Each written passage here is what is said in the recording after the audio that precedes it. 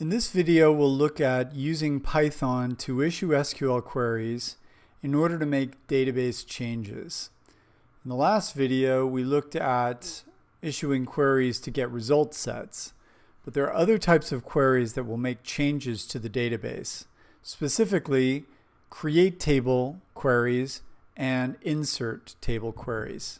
Now, I'm working with a specific table idea that I had, so I'm going to copy and paste it in. If you want, you can work with me on this by typing it, but it's up to you. SQL queries are strings. We haven't really pointed that out, but I think you can tell. These queries are commands to the SQL engine to operate and work with the database. And this particular syntax is something we looked at in the earlier video, creating a table. You name the table, you give it you give it column names and the types of the data that go into those columns. Actually makes me think I may have created a table in this file. I'm not sure, but we'll try it right now. And there's one other thing you need to do in order to make sure that your changes are going to take place, and that's something called the commit method. Now, as I mentioned in the previous video, in order to use SQLite, you're going to import it, you're going to name your database, you're going to connect to the database, of course making sure that you're in the right directory and that you're not connecting to a brand new database. And then you're going to create a cursor object using the cursor method on the connection object. And then you use the cursor object with the execute method to execute a query. Commit means we're going to finalize the change. And it's important that you do that because, a little like closing a file handle, you're not going to see the results until you commit. And in fact, if you never commit, you'll never see the results. It's different from a file handle in that way. File handles eventually do get closed from Python scripts, and when they do, the changes are made. But anyway, let's run this. Okay, now this tells me that the table already exists because I actually created it at an earlier in an earlier session using my SQLite client. So I'm going to go ahead and execute another query. Say drop table test. Now, of course, I could have renamed my table if I wanted to, but I'd also like to show you this second command. Drop table will remove the table. I also want to point out that you'd only need to commit once after a series of queries that change the table. If you have a series of queries that change the table, you don't need to commit each one separately. You can commit the group once you're ready to see the changes in the database. So I'm going to begin by dropping the table and then recreating the table. Now, I made a mistake here actually, because you don't call commit on the cursor object, you call it on the connection object. Forgot about that.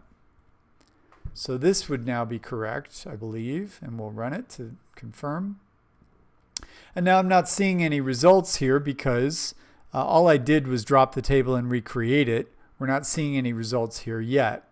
Now, I could look in my file system to see that the, well, actually, I can't use that. I could use my SQLite session, though, to check, and I think I might still have it open. No, I closed it.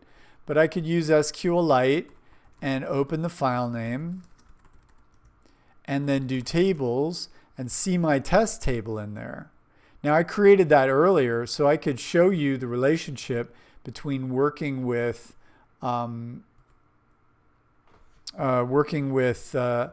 your Python script and working in the SQLite client. Here I'm going to create a test2 table. I haven't created one of those yet. So I'm going to run this.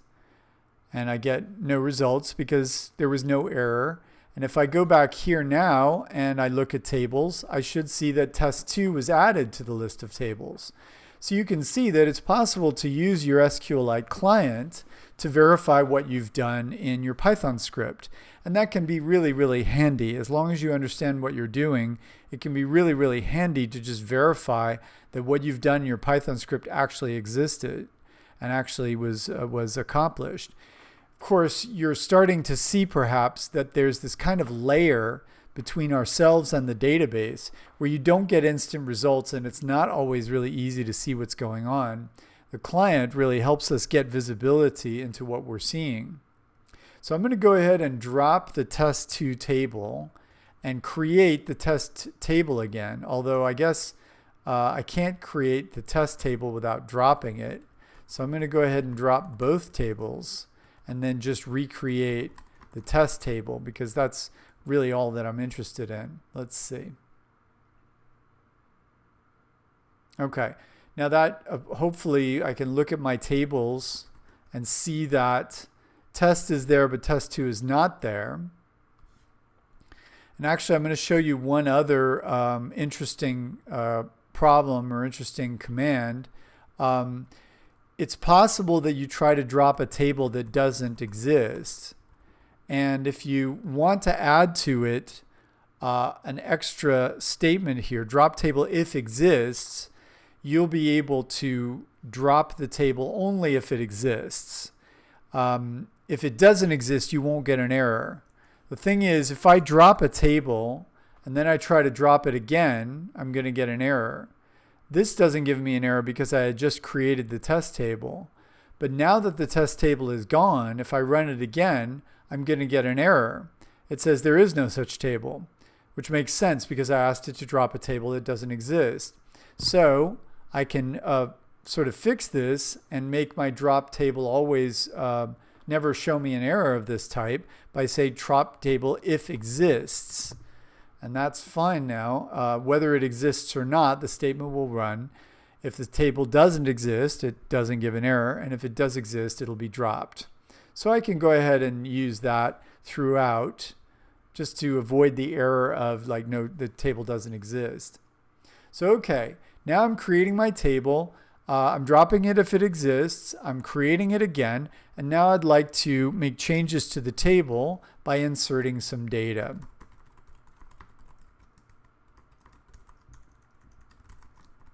It's called an insert into statement.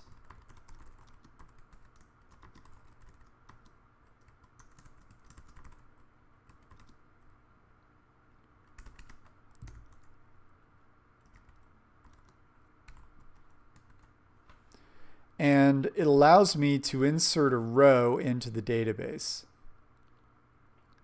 I'm going to create two of these statements, assuming that I'm correct in my syntax.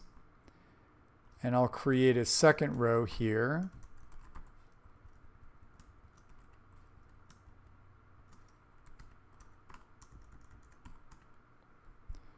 And then making sure to commit the change. And there's the statement if you want to copy it. I'm going to run the result. Again, I don't get any results here, but that's because I didn't ask it to print anything. If I want to look at the tables, though, I can go ahead and I'm going to go ahead and issue my mode columns and headers on commands. And then I'm going to say select star from test. And it gives me the two rows that I inserted.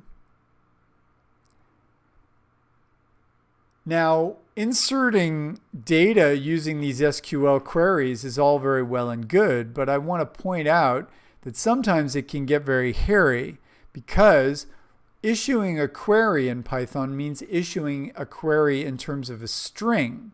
It needs to be a string. Now, what if I had somebody named, O. Henry or something? There's a problem with this. I can't use these quotes. I would need to, let's say, escape this quote to make it work. Do you understand why? Because if I had a quote here, the SQL engine is going to misinterpret this quote as the end of my string because we need strings in order to insert, and I'll get an error. And that's really no good. So it doesn't understand what we meant, and in fact, we get an error message that doesn't make a hell of a lot of sense. an error near Henry. It's because it thought this was the end of the string, but then it kept going with Henry and it said, what's going on here? In order to escape that, we could use a backslash, and that should work. No, actually, I think the proper way is to use a double quote. But there's a much better way to do this, and we're going to learn a different way. And so the way we're going to do it is we're going to work with variables rather than inserting data directly into strings. So if my name is, let's say, O. Henry, and that's the name I want to insert, and if the year I want to insert is 2019, and if the GPA that I want to insert is 3.7, then I can insert in a very different way. And in fact, I will insert in this way, in a way that will allow me to avoid having to do any kind of quote escaping. However, the execute becomes a little more complicated. Now, I don't know if you can see this, so I'm going to break this out into a little further abstraction here. I'm going to say that my query is this string, and I'm going to go ahead and execute the query, and then I'm going to pass a tuple of values. Now, this is very similar to something that we didn't cover called the format method, but basically the idea is that if you have 3 of these question mark tokens, you can insert values using the tokens by passing the same number of values in a tuple, could be a list, but it's a tuple, of values as a second argument to execute. So the first argument to execute is this string query. And the second argument to the execute is this tuple. It's a tuple of 3 values. In this case, we don't have to worry about quoting. We don't have to worry about quoting or not quoting our ints or floats or text. We can simply insert these values by value into the query at the question marks, and Python will handle the rest. This should leave us with, because we dropped the table and recreated it, this should leave us with just one row in our table. And we see that it's just the one row. But of course, if we want to do this multiple times, we can simply give it a second